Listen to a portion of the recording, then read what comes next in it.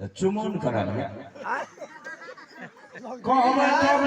क्या हुआ? धोखा खाया 12 बरस तक ले नैना के साथ में सेट कर दिया। ओ नैना को साथ आपने धोखा खा लिए हैं।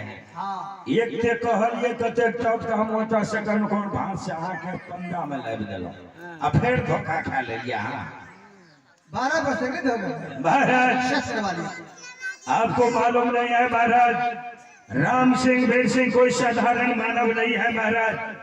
अच्छा आप दोनों भाई के लिए 12 वर्ष कितना दिन हुआ आपका मालूम है महाराज? कितने में कितना समय लगेगा? वो 12 वर्ष हुआ आपके लिए 12 महीना 12 दिन 12 घंटा 12 मिनट 12 सेकेंड। आंख बंद कर लीजिए खोल दीजिए 12 वर्ष हो गया। फिर वो छलिया मैंने आपके हाथों से बच करके कहा ठीक कहा तुम। जी महाराज एक बात सुन लो। क्या बात?